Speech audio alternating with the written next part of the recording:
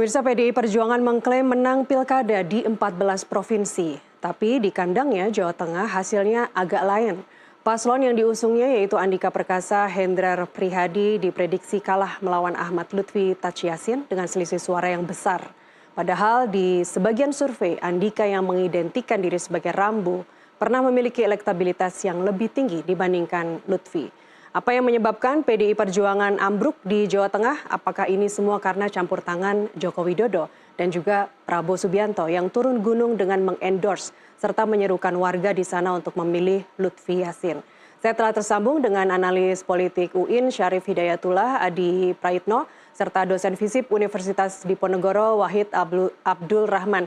Mas Wahid, Mas Adi, terima kasih malam ini sudah bergabung bersama NTV Prime. Ya, sama-sama Bang. Iya, Mas Adi udah bisa dengar ya? Sebelum kita mulai diskusi, kami akan putarkan terlebih dahulu statement dari Hasto Kristianto, Sekjen PDIP berikut ini. Dan ini terjadi kejahatan terhadap demokrasi, terutama di Banten kita lihat, ini Pak Baskara nanti akan menyampaikan keterangan bagaimana anomali itu begitu besar. Karena mobilisasi aparatur negara dan juga sumber-sumber daya negara, instrumen negara. Kemudian di Sumatera Utara, nanti Pak Jarod akan memberikan berbagai keterangan tentang apa yang terjadi di Sumatera Utara dengan simbolisasi beras untuk rakyat miskin dengan kode BN, beras nasional. Sebagai akronim juga BN dari Bobi Nasution. Kemudian juga di Jawa Tengah, bagaimana pergerakan untuk mencoba menghancurkan kandang banteng. Tetapi nanti secara empiris kami bisa buktikan bahwa ketika kandang banteng ini mencoba ditekan, tetapi ternyata justru secara progresif terjadi persemaian kandang-kandang banteng termasuk di daerah-daerah yang sebelumnya mustahil untuk dimenangkan oleh PDI Perjuangan. Ya, kita mulai dialog. Saya ke Mas Adi Praitno terlebih dahulu terhadap statement Pak Hasto Kristianto tadi dan analisa Anda terhadap PDIP di Jawa Tengah sejauh ini, Mas Adi, seperti apa? Ya, saya kira memang harus diakui ini adalah satu realitas politik yang memang harus diterima oleh PDIP, di mana kandang mereka itu harus jebol dan kalah oleh kekuatan politik dari Kim Plus yang saya kira mengusung Lutfi dan Tachiasin dan di versi quick count memenangkan pertarungan secara signifikan. Saya kira ada 3 hal yang bisa menjelaskan. Pertama tentu karena Kim Plus ini memiliki calon Lutfi dan Tachiasin yang relatif saling melengkapi satu sama yang lain. Lutfi mewakili kelompok nasionalis, sementara Tachiasin adalah mewakili dari kelompok Islam, khususnya dari kalangan Nahdlin. Jadi dua kekuatan politik ini saya kira cukup memenuhi kebutuhan politik yang kemudian mendapatkan dukungan yang begitu kuat ya dari pemilih Jawa Tengah. Jadi figur ini yang saya kira memang sejak awal popularitas dan elektabilitasnya memang cukup mentereng, bahkan di survei-survei Lutfi sejak lama sudah terkonfirmasi sebagai sosok yang akan mungkin bertarung di Jakarta. Agak berbeda di Jawa Tengah maksud saya, agak berbeda dengan Pak Andika Perkasa. Kita tahu bahwa Pak Andika itu di launching secara terbuka untuk menjadi calon gubernur Jawa Tengah itu kurang lebih sekitar 2 atau 3 bulan sebelum masa kampanye, dan itu tentu sebagai penantang memang agak sedikit cukup telat karena apapun Pak Andika tidak pernah diperhitungkan ya sebagai sosok yang sejak awal akan bertarung melawan Lutfi dan Tachiasin yang diusung oleh Gibran. Jadi ini adalah faktor yang kemudian bisa menyebabkan kenapa misalnya elektabilitas Pak Andika itu dalam versi quick count masih kalah relatif signifikan dibandingkan dengan Lutfi. Yang kedua, tentu saja harus diakui Banteng itu kekuatan politiknya tidak sekuat dulu, terutama ketika misalnya PDIP ini berseteru secara politik dengan Jokowi. Karena dalam banyak hal orang-orang yang merasa memilih PDIP banyak juga mengikuti pilihan politik Jokowi di pilkada di Jawa Tengah. Jadi Banteng itu tidak 100% solid ya mendukung Andika dan kemudian Hendi, yang dalam banyak hal memang Jokowi menjadi variabel yang tidak disukai oleh pemilih-pemilih Banteng, di mana Jokowi memberikan dukungan politik kepada rival yaitu M. Lutfi dan Tachiasin. Tapi yang ketiga menurut saya ini adalah faktor yang juga komplement tapi menjadi cukup signifikan karena saya membaca bahwa hubungan politik terbuka yang dilakukan oleh Prabowo khususnya dan Jokowi ini tentu menambah elektabilitas dan kekuatan politik yang dimiliki oleh kubu Lutfi dan Taj Yassin. Jadi tiga variabel ini sepertinya Mbak yang menurut saya bisa menjelaskan kenapa IDN kita melihat hari ini versi quick count bahwa Banteng tak lagi menjadi kandangnya PDIP dan kemudian beralih menjadi kandangnya Gerindra dan Prabowo Subianto.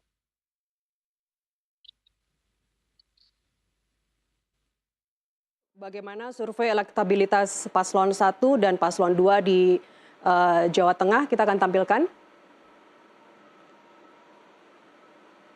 Ya, ini adalah survei SMRC periode 7 hingga 12 November 2024. Ini mengacu pada tadi yang Mas Adi Praitno sampaikan tadi alasan pertama kepada kenapa PDIP kalah di Jawa Tengah. Ketika itu periode November survei elektabilitas Pak Andika dan Pak Hendi adalah 50,4%. Ahmad Lutfi dan Taj Yassin 47 dan jawab yang tidak tahu atau tidak menjawab adalah 2,6%, sangat tipis sebenarnya. Dan sebelumnya pada periode Oktober 17 hingga 22 Oktober SMRC merilis 48,1% untuk Andika dan 47,5% Ahmad Lutfi Taj Yassin, sementara yang tidak tahu atau tidak menjawab 4,4%. Dari survei ini saja Mas Adi, sebenarnya kalau tadi Anda mengatakan bisa dibilang Andika adalah late starter untuk kampanye, late start kandidat untuk kampanye, tapi bukankah di awal-awal periode Oktober dan November seperti yang tadi kita lihat di survei SMRC leading meskipun tipis dari Taj Yassin? Ya saya kira memang kalau membaca survei tentu harus melihat bagaimana survei itu yang bergerak dinamis. Karena survei itu kan berdasarkan selera publik yang saat dilakukan survei ada kecenderungan kesukaan dan tingkat elektabilitas calon. Jadi kalau misalnya di bulan November itu misalnya Andika itu mungkin jelang seminggu 2 minggu pencoblosan, peta politik di Jawa Tengah itu berubah secara signifikan, terutama ketika ada endorsement terbuka yang dilakukan oleh Prabowo, termasuk kampanye politik yang juga masif dilakukan oleh Jokowi, itu kan bisa mengubah keadaan secara signifikan. Tapi secara umum memang kalau kita melihat survei yang ditampilkan tadi, ini kan masih dalam tentang margin of error. Artinya sekalipun angka itu unggul, tapi kan sebenarnya masih bisa disebut itu relatif kompetitif dan hampir bisa diklaim sama sebenarnya elektabilitasnya dengan Lutfi dan Taj Yassin. Jadi ini yang saya kira harus diakui kenapa pada akhirnya Lutfi kemudian Taj Yassin itu bisa membalik keadaan ya, yang kemudian dalam quick count itu memenangkan pertarungan. Kalau tadi Anda sebut pengaruh, Anda sebut tadi endorse dari Jokowi, pengaruh Jokowi. Survei atau SMRC juga merilis bahwa pengaruh Jokowi itu sebenarnya di Jateng hanya 2,5%. Beda dengan pengaruh Jokowi di DKI Jakarta misalnya yang sampai 16%. Apa yang terjadi? Ya, saya kira memang harus diakui Jawa Tengah itu kan memang salah satu tempat di mana kekuatan politik Jokowi masih cukup kuat. Kalau kita membaca data-data, orang yang merasa puas dengan kinerja Jokowi, merasa respect dengan kinerja Jokowi, itu juga sebagian besarnya ada di Jawa Tengah. Jadi wajar kalau kemudian sebenarnya ketika Jokowi memberikan dukungan terbuka kepada Lutfi, warga Jawa Tengah termasuk pemilih PDIP lebih sedikit banyak juga mengikuti kemana pilihan politik Pak Jokowi. Tapi sekali lagi endorsement Jokowi ini kan faktor komplementer, faktor pelengkap dari kerja-kerja politik, dari mesin politik yang memang sejak lama sudah dibangun oleh M. Lutfi dan Gus Yassin ya. Karena memang percuma mendapatkan endorsement Jokowi dan endorsement dari yang lain, kalau barang yang diusung itu adalah barang yang tidak bagus. Barang yang tidak bagus. Ada juga yang berpendapat begini Mas Adi, percuma juga milih orang pintar lulusan Harvard, tapi kalau akhirnya nanti disetir oleh partai. Saya ke Mas Wahid. Mas Wahid, Anda sepakat dengan yang disampaikan Mas Adi Praitno tadi bahwa ya bisa dibilang Pak Andika dalam hal ini telat untuk kampanyenya begitu. Sementara kalau bicara lawannya itu sudah 5 tahun menjadi Kapolda di Jawa Tengah, tentu sudah elektabilitasnya, popularitasnya pasti sudah kemana-mana. Ya memang dari sisi timing kalah start nih ya Pak Andika ini. Pak Ahmad itu sudah lama ya, lebih dari 10 tahun beliau berkarir dan paham betul beliau tentang peta Jawa Tengah.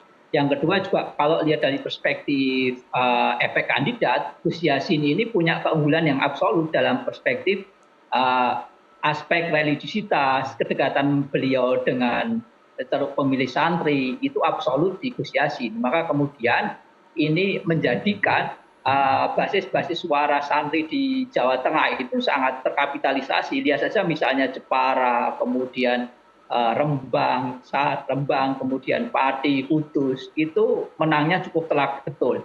Nah, sudah ada upaya memang Gus Umar, ketua tim pemenangan itu untuk masuk ke pesantren-pesantren beliau. Tetapi nampaknya ini tidak bisa begitu masif begitu. Jadi dalam perspektif ini cukup ketinggalan.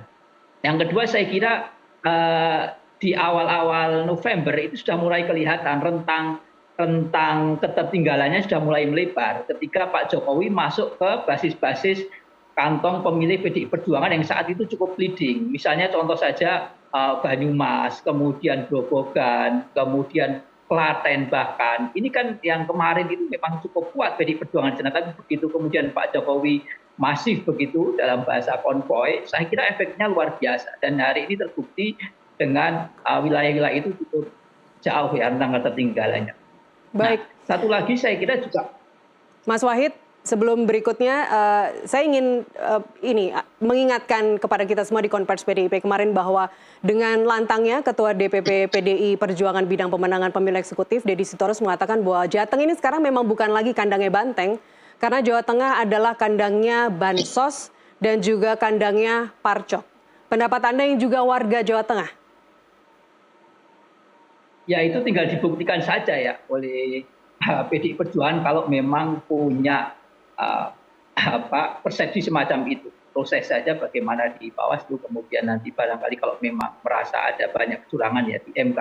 Tetapi saya kira terlepas dari dugaan itu, ya memang secara politik ibaratnya itu sebuah speedboat ya. PDI itu sudah cukup baik sebenarnya ya dalam waktu yang singkat itu bisa sampai angka 40 itu luar biasa. Tetapi kecepatan ini kemudian karena speedboat kecil ya, sementara ombaknya begitu tinggi dan besar sehingga tidak mampu melawan itu begitu.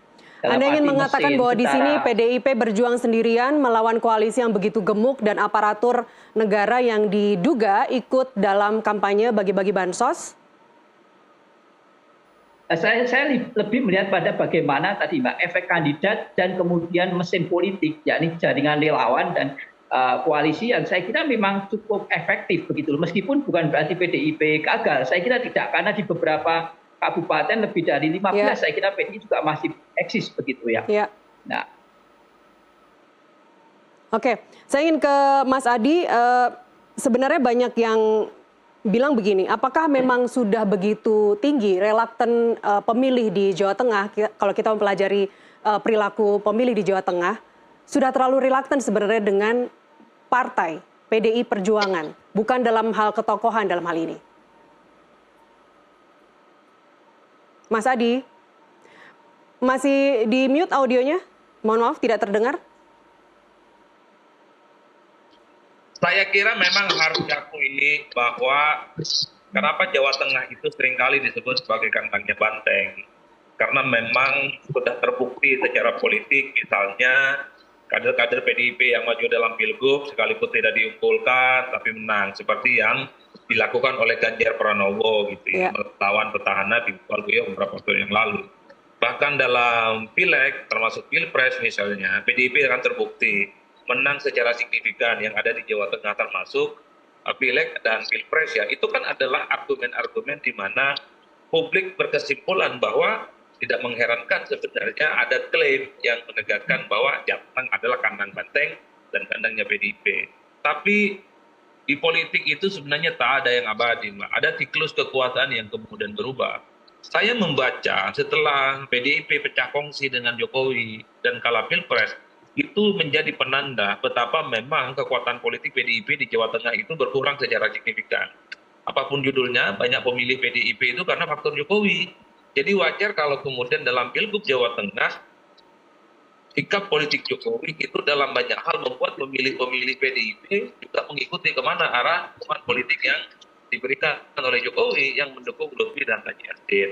Nah yang kedua memang dari segi figur harus diakui bahwa nama Pak Andika ini kan disebutkan last minute, tentu sebagai bentuk dalam tanda kutip ya kurang matangnya PDIP mempersiapkan kandangnya untuk terus direbut ya dalam basis pemilihan di pilkada, karena tentu sebagai penantang dari Lutfi yang diusung oleh kekuasaan politik, diusung oleh Kiplas ya waktu 2 bulan itu tidak cukup untuk melakukan kampanye politik. Karena apapun saya kira terlepas Lutfi itu adalah Kapolda Jawa Tengah cukup lama, tapi kan sejak tahun lalu Lutfi itu kan terkonfirmasi sebagai sosok yang akan maju pilgub di Jawa Tengah. Saya kira baliho dan billboardnya sudah bertebaran di mana-mana. Ini yang saya kira memang ketika penantang dari luar banteng itu dipersiapkan cukup matang, figur yang dinilai punya penetrasi yang kuat, punya backing politik yang cukup kuat dari secara mesin misalnya. Sementara PDIP masih menganggap Jawa Tengah itu baik-baik saja, basisnya masih kuat, dengan mengusung calon yang diumumkan di last minute, di tikungan akhir seperti Pak Andika berkata.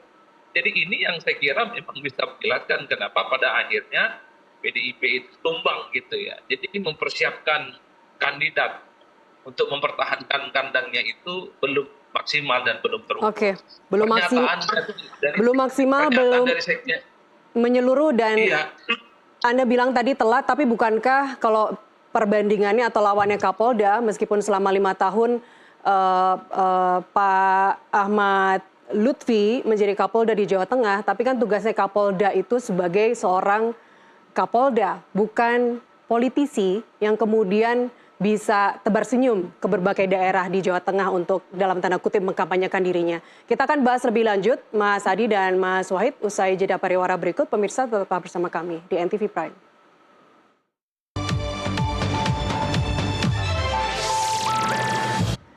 Pemirsa, kita lanjutkan dialog. Saya masih bersama analis politik UIN Syarif Hidayatullah, Adi Prayitno, serta dosen FISIP Universitas Diponegoro Wahid Abdul Rahman. Tapi sebelum kita mulai atau lanjutkan diskusi, saya ingin memutarkan hasil quick count Pilkada Jawa Tengah dari sejumlah lembaga survei. Yang pertama sekali dari Carta Politika, pasangan Andika Hendi meraih 41,56%, sementara Lutfi Yassin 48,44%, indikator 41,69%, selisih tipis, tapi kemudian Lutfi di sini 58,31, agak tinggi. Lembaga survei atau LSI 40,62, Lutfi Yassin 59,38, dan Saiful Mujani Research and Consulting 40,84% untuk Andika Henry dan 59,16 untuk Lutfi Yassin. Saya ingin ke Mas Wahid. Mas Wahid, apa yang Anda baca dari sini? Mas Wahid, silakan. Ya, memang rentang selisihnya jadi cukup lebar ya Mbak, dibandingkan dengan hasil survei di akhir Oktober saya kira ya. Nah ini tadi beberapa faktor yang kita sudah diskusikan. Tapi selain itu saya juga melihat bahwa memang di 3 debat yang dilakukan oleh KPU itu kelihatan sekali bahwa Pak Lutfi dan Gus Yassin itu coba masuk ke segmen pemilih yang rasional dengan program-program populis yang memang bahasanya mudah dicerna, Mbak. Nah, contoh saja misalnya berkaitan dengan kartu zilenial untuk generasi Z dan milenial yang punya berbagai macam akses terhadap program, contoh itu. Kemudian berkaitan dengan penyelesaian asuransi gratis kesehatan. Banyak sekali program-program populis yang kemudian itu menambah efek elektoral untuk pasangan 02 ini.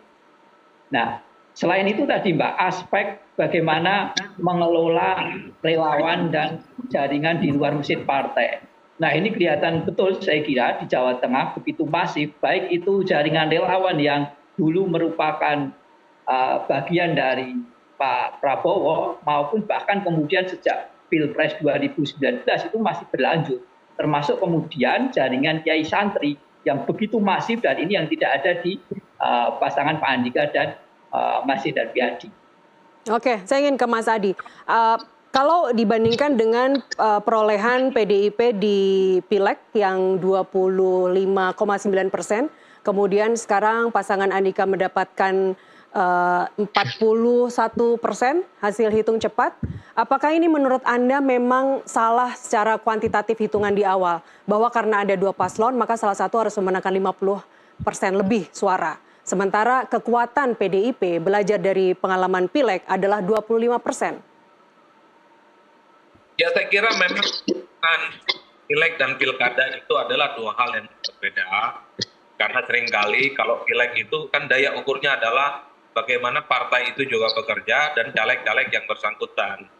Jadi apakah pileg itu rendah atau tinggi itu kan akumulasi dari kerja-kerja politik yang dilakukan oleh partai dan caleg ya.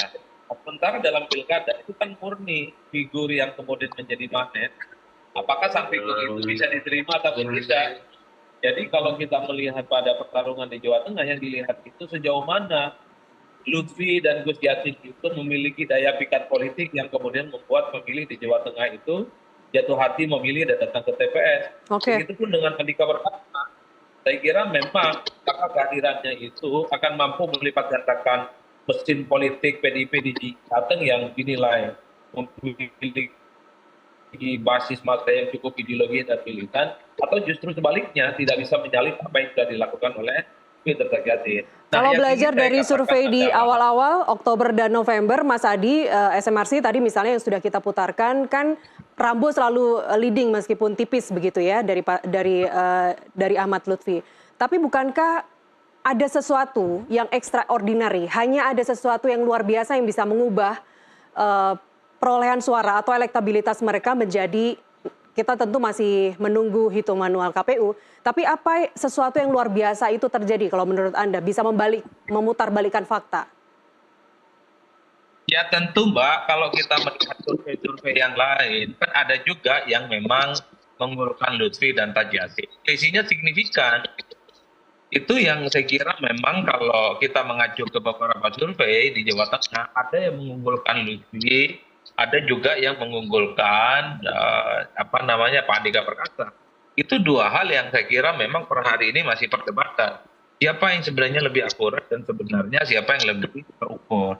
Tapi terlepas dari survei ya, survei ini kan sebenarnya peta politik yang dinamis yang saya kira dalam setiap hari, bahkan dalam setiap minggu, kekuatan politiknya itu akan berubah. Oleh karena itu, kalau ditanya apa sebenarnya yang kemudian membuat ada elemen of surprise sehingga Lutfi dan Taj Yassin itu menang, ya bagi saya karena memang mesin politik di Jawa Tengah, Kimplas itu ya solid dan cukup masif gitu ya. Mereka bekerja secara maksimal. Sepertinya memang mereka melipat gandakan daya juang untuk merebut banteng. Yang mungkin menurut Kimplas itu tidak sekuat itu. Misalnya diukur ketika Pilpres PDIP kalah di Jawa Tengah, kalahnya juga cukup signifikan. Nah yang kedua harus diakui, Andika Perkasa ini sebenarnya memiliki daya ungkit elektabilitas yang cukup signifikan. Dibayangkan hanya dalam 2 bulan misalnya, elektabilitasnya versi Quick Count itu 41%. Saya bisa membayangkan Pak, kalau pilkada ini diundur 2 bulan lagi, bukan tidak mungkin Andika Perkasa itu akan menjadi yang pemenang. Tapi karena pilkada kampanyenya cuma 2 bulan, sehingga Andika Perkasa itu tidak punya waktu lagi untuk meningkatkan elektabilitas mereka. Jadi itu yang menurut saya menjadi sebab. Yang ketiga ya tentu bahwa Lutfi ini adalah kadernya Gerindra dan sudah mendapatkan endorsement terbuka dari Prabowo Subianto yang saya kira membuat bagaimana mesin politik Kimplas itu tidak boleh tidak, Lutfi adalah harga mati untuk dimenangkan. Karena endorsement Prabowo Subianto bagi saya itu semacam fatwa politik yang kemudian membuat mesin-mesin Kimplas itu tak ada pilihan lagi bagi mereka untuk memenangkan Lutfi di Jawa Tengah. Saya kira di situ komentar saya, Mbak. Baik, Mas Wahid, menurut Anda apakah pilkada kali ini khususnya di Jateng telah gagal dalam menerapkan politik desentralisasi karena yang muncul adalah bukan orang-orang pilihan dari masyarakat, representasi dari masyarakat, tapi merupakan permainan dari elit partai yang di Jakarta? Ya, saya melihatnya dua figur Pak Andika dan Pak Ahmad Lutfi maupun Gus Yassin dan Hendi itu adalah figur-figur terbaik yang memang layak. Jadi kalau kemarin ada istilah perang bintang atau Liga Champions ya itu betul, dan ini berkah saya kira bagi masyarakat Jawa Tengah ya. Ya. Dan secara kalau kita ukur dari perspektif pengalaman, kemudian kemampuan ini bukan orang-orang yang instan. Jadi prosesnya mereka juga meniti karir di dunia masing-masing cukup panjang ya, baik di militer, kepolisian maupun di dunia politik itu semuanya bagus saya kira ya. Nah, timbang memang bagaimana. Nah, saya juga perlu satu hal highlight ya berkaitan dengan bagaimana budaya politik Jawa ya Mbak. Ada istilah konsep mikul gur mendem jero itu bagi masyarakat Jawa sangat sangat betul-betul diperhatikan, Mbak. Nah, ini yang berkaitan dengan Pak Jokowi. Nah, bagaimanapun kemudian Pak Jokowi memang ada kekurangan ya. Nah, kekurangan ini dalam konteks masyarakat Jawa itu yang dimaafkan begitu. Dan inilah yang kemudian menyebabkan semakin tingginya preferensi pemilih melihat dukungan Pak Jokowi, tetapi kemudian yang kurang suka, yang punya pandangan negatif dan memang agak menjauh dari paslon 02. Tetapi ini yang kemudian gagal. Nah, termasuk kemudian isu-isu negatif di media sosial. Misalnya dalam konteks Rambo versus Sambo, itu yang kemudian di counter dengan bukan Sambo loh, tapi Jenderal Sugeng loh. Nah, ini hal-hal semacam ini yang dalam perspektif masyarakat Jawa mungkin beda cerita ya kalau di DKI. Ya. Beda cerita itu merugikan atau menguntungkan? Beda cerita itu menguntungkan atau merugikan yang Rambo dan Sambo itu? Iya, di awal itu sangat merugikan Pak Ahmad Lutfi saya kira, tetapi kemudian terus begitu berjalan dan counter wacana itu terjadi sehingga relatif di akhir-akhir awal-awal November itu sudah tidak begitu kuat, apalagi kemudian di debat terakhir saya kira ya Pak Lutfi menegaskan bahwa beliau bukan Sambo loh, tetapi punya keteladanan pada Jenderal Sugeng loh. Ini juga penting ya. Nah, jadi memang isu-isu negatif yang ada di media sosial yang memang sebagian besar menyerang Pak Lutfi dan Gus Yassin itu kemudian dalam perspektif budaya politik Jawa itu relatif bisa adem itu, bisa meredah di samping kemudian ada counter wacana dari Pak Ahmad Lutfi sendiri ya. Baik, kalau boleh saya simpulkan menurut Anda Mas Wahid artinya counter argumen dalam hal ini selama masa kampanye kemarin yang dilakukan oleh pasangan Andika itu masih belum menyentuh kejiwaan masyarakat Jawa. Iya, di media sosial memang bisa dikatakan beliau menang ya. Wacananya cukup kuat ya. Tetapi kemudian di level grassroots yang real ini yang kemudian tidak kurang begitu nyambung. Nah, ini karena banyak aspek termasuk tadi ya perspektif budaya politik Jawa ini. Ya. Nah, sebenarnya tidak kemudian ya. Kalau itu tergambar di media sosial, sebenarnya itu secara kuantitatif juga ditunjukkan dalam survei-survei pada periode Oktober dan November, bukan? Jadi tidak hanya yang muncul dalam percakapan di media sosial saja. Jadi pertanyaan saya sebenarnya tadi sama seperti yang saya sampaikan ke Mas Adi Praitno. Ada peristiwa extraordinary apa sebenarnya yang bisa membalikkan angka secara kuantitatif tadi?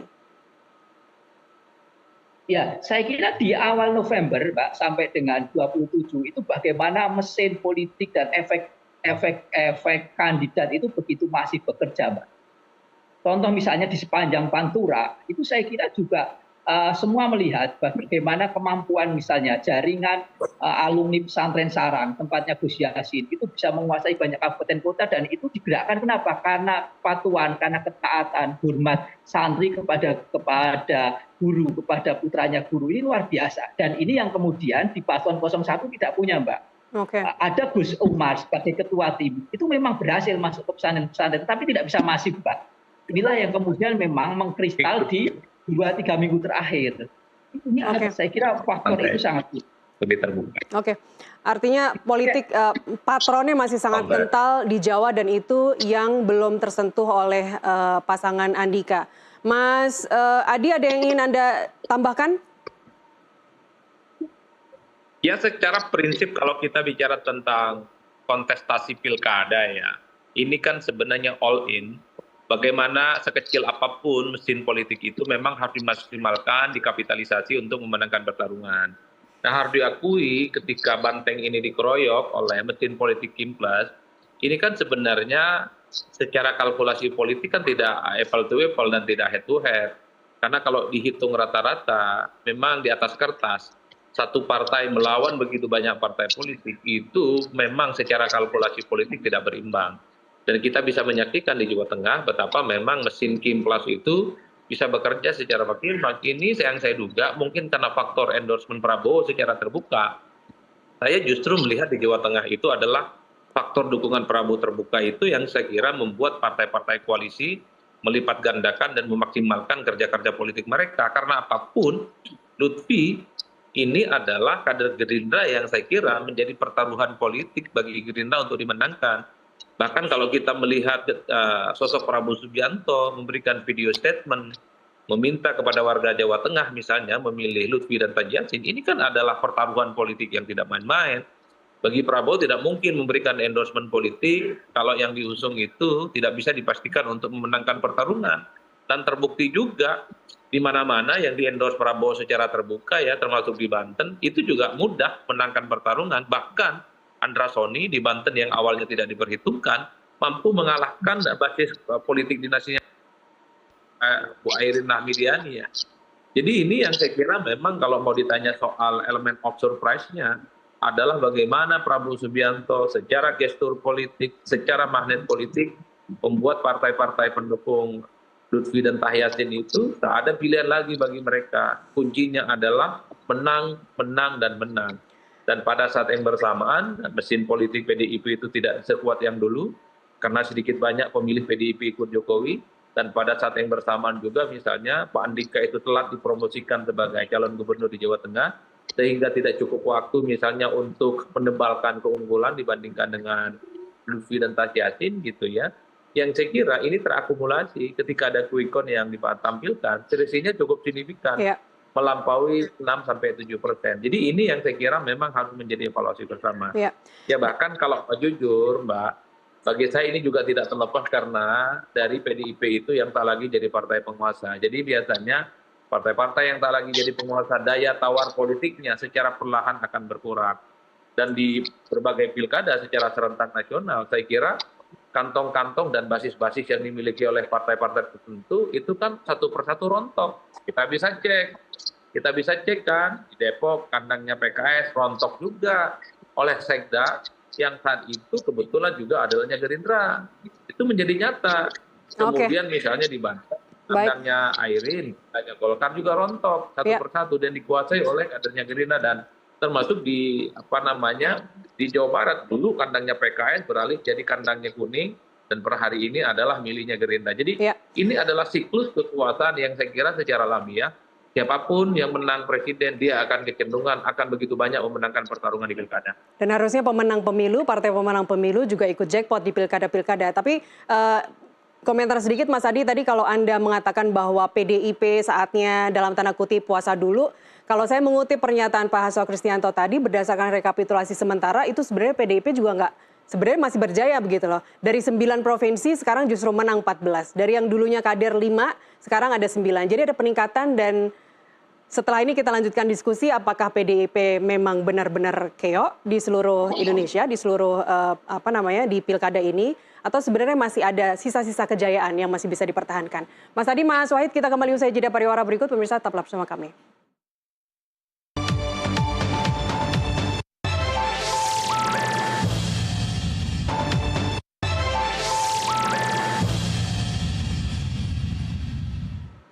Kita lanjutkan diskusi, saya masih bersama analis politik UIN Syarif Hidayatullah Adi Prayitno dan dosen FISIP Universitas Diponegoro Wahid Abdul Rahman.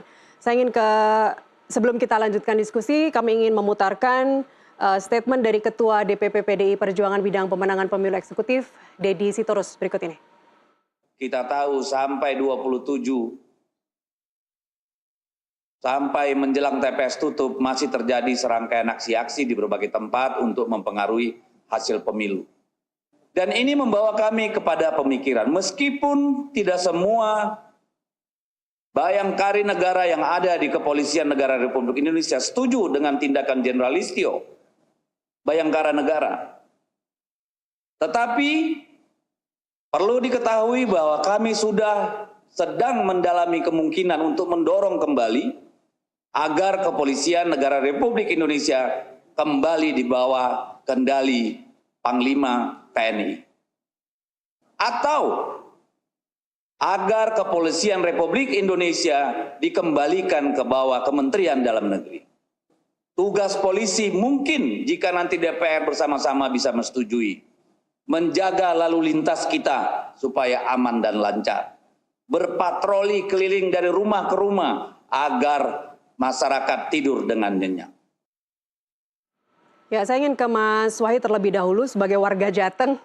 Di lanjutan atau di momen yang sama, Deddy Sitorus juga mengatakan bahwa sudah tidak perlu lagi sebut oknum polisi, sebut saja institusi karena di bawah komando Kapolri Listio Sigit Prabowo. Begitu keras, begitu lantang dalam menyampaikan statementnya di DPP PDIP kemarin. Tanggapan Anda, Mas Wahid?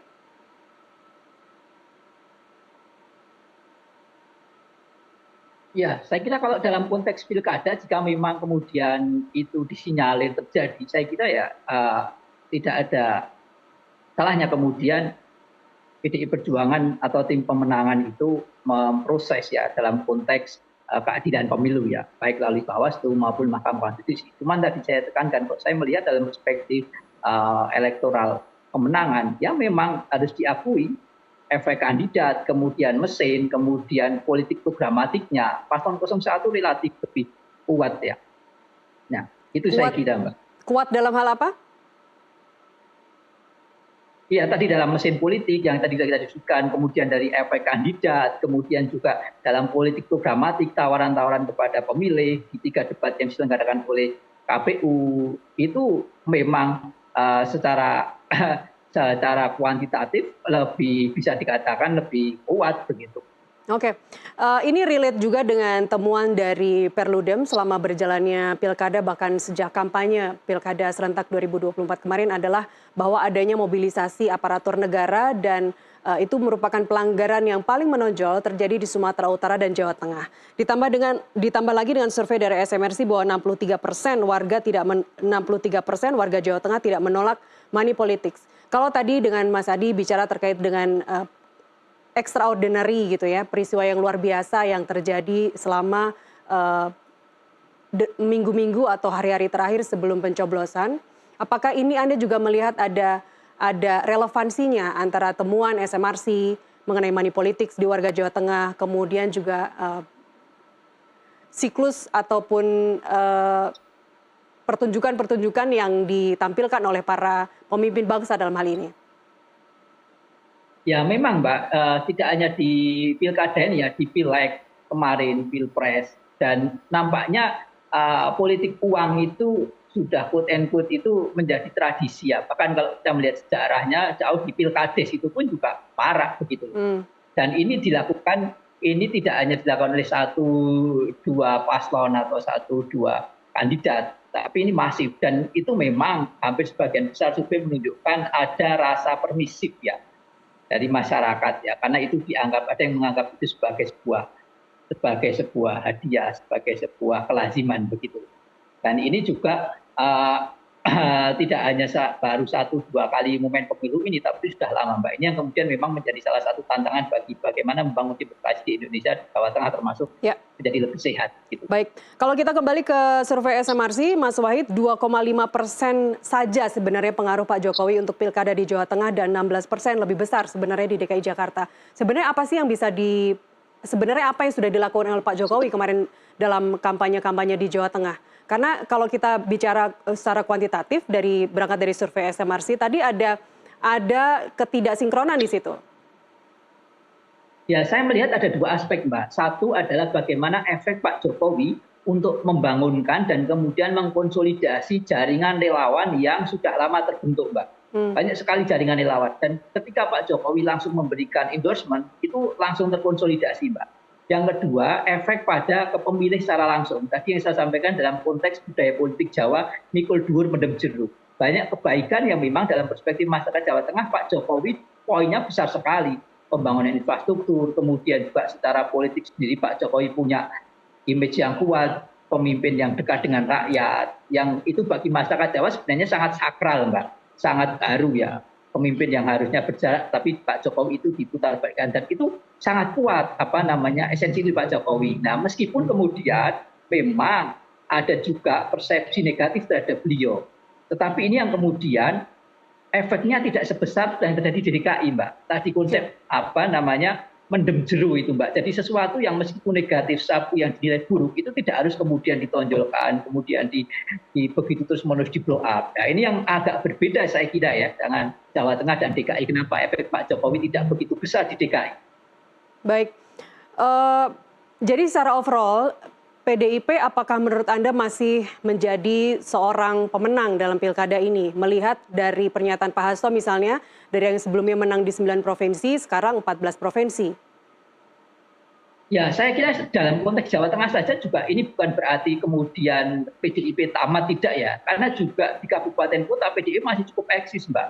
Ya. Termasuk di kota Semarang, ya, yang meskipun dikeroyok tetapi juga masih bisa menang. Dan ada lebih, saya kira lebih dari 15 kabupaten kota PDIP kader maupun yang diusung oleh PDIP bisa menang. Tinggal kemudian nanti bagaimana dinamika politik nasional yang sangat mungkin mempengaruhi apa yang terjadi di Jawa Tengah.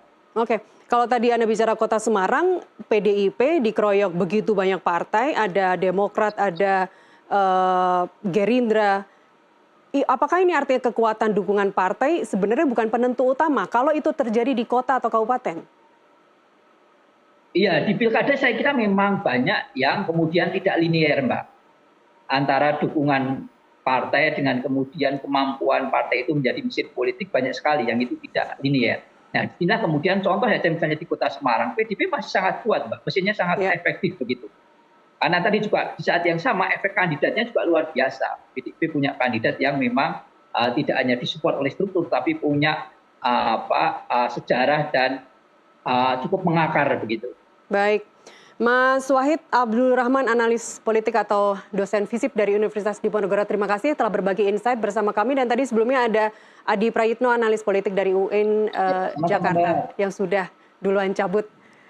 Dan pemirsa, sampai di sini NTV Prime menemani Anda. Tetaplah bersama kami, saat lagi Anda dapat menyaksikan NTV Election. Saya Nasiti Lestari, terima kasih. Sampai jumpa.